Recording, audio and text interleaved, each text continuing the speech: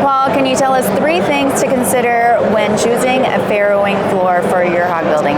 Yes, I believe in today's world that there's 3 different things that I would consider. One thing would be longevity. Make sure when you're making that decision to put a farrowing floor in there that there's going to be something there for a very long period of time. It's a big investment initially, but if you take the inflationary side of it over the course of 15 years, it's going to get a lot more expensive. So there's products out there today that last a very long time, and I would consider that type of product. The other thing I would really consider is a product that you're able to open the crate up. I think if I was building a new sow unit today, I would definitely look at products where the crate itself can be opened up to allow the sow to turn around. You may not need it today, but I do believe in the near future we're going to need more of that type of product because we've seen what's happened with the gestation side of it. We need to be all loose housing now, and at some point in the farrowing, you're going to be forced to do that as well. So if you're making that investment today, then I would suggest you really consider a floor that you're capable of doing that. And the other thing I believe is going to be big is cooling in the farrowing crate. And that comes with, there's cooling plates, there's going to be floors that are able to cool the sow, because with the number or the size of litters we're producing today, it's inevitable that we need to cool the sow to make sure we can get enough feed into her nutrition to basically feed those large litters. That's what I would consider the 3 things that I really see as the future in farrowing floors. It's Rachel with the people of Ag Media and Swineweb here at World Pork Expo. I have Paul with Canarm AgSystems joining us to talk about the different farrowing flooring options that they have here at World Pork. So thank you, Paul, for taking the time to meet with us. You've got the farrowing floor. What are some other products that you have here at World Pork that you're talking about with customers? One of the other big products is our Easy Choice stall. It's a free access stall for loose housing. The unit we have here allows the sow to move in, to feed, to rest in there if she feels like it, but she's free access, so she can move in and out of the stall at any time, go into a group basically, but if she's comfortable in the stall, she'll lay in the stall. If she's not, then she'll go back out into the group for exercise. So that's another big product. That product we designed for the Easy Choice. The Easy Choice stall is designed basically to be very simple. It's basically counterbalanced with a water tube for easy transition from opening to closing, and there's very few moving parts, which we feel is very important for long-term maintenance. Your maintenance will be a lot less in this type of product than with a lot of springs and bolts and nuts and product or different pieces and parts. So it's just something that we came up with a number of years ago. We have them in the marketplace for probably 11 years now. So it's not new, but it's more new in the loose, because we're being forced into loose housing. It's more of an interest today than it has ever been. Sure. And for anyone stumbling across this video, why would the sows be going into the Easy stall? Basically, she's going to go in there to be fed.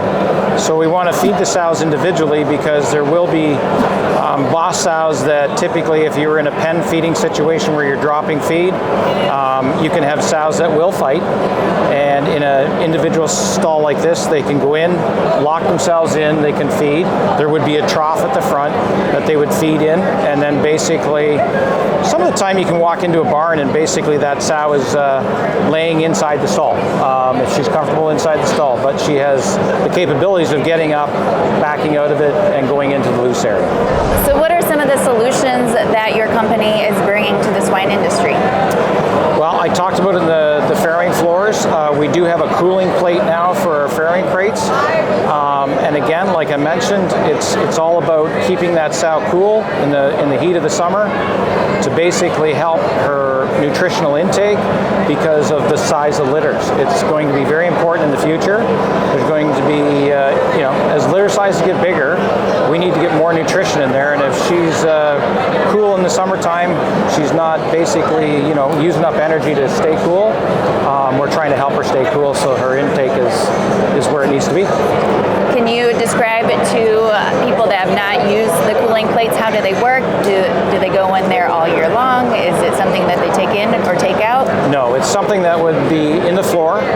You hook it to cold water. We do have producers that have put chillers on them to keep the water chilled, and basically that water just recirculates through that plate at a certain temperature it's set up to come on, and that water just keeps recirculating to keep that piece of floor underneath the sow cool. Can you change the temperature in the water, or do they just constantly stay cool? Basically, with a chiller, you can keep the plate cool, but it will be, as time goes on over the course of a warm day, that water will stay fairly stable. I can't exactly tell you what temperature fluctuation would be in there, but with a chiller, you're chilling it to a certain temperature. But by the time it gets to the other end of the barn, it definitely will pick up heat.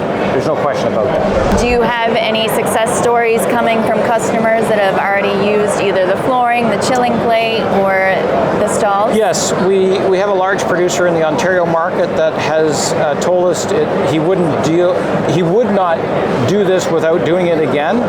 The big thing I haven't been able to do is get actual numbers. He does not have. He set up the whole barn for cooling, so it's not like it's a 5,000 sow. He's got like 1,000 crates, but he didn't do 500 crates of cooling and 500 crates not cooling. So it's hard for us to determine what the benefit of the cooling is, which is our next step, is to get a large producer so we can determine if it's a quarter pig, if it's a half pig, or whatever per sow per year kind of thing from the cooling standpoint. We want to take the time to thank Paul and Canarm AgSystems for talking with Swineweb and myself on the different things that they have brought here to World Pork Expo. And so thank you, Paul, and have a safe trip home. Thank you. Thanks for taking the time. And how can people find your company? Social media, email, contact you if they have any questions on the things we've talked about? www.canarm.ca or .com is probably the easiest way to get a hold of it. All our salespeople's names are on there. Simple as that. Perfect. Thank you. Thanks.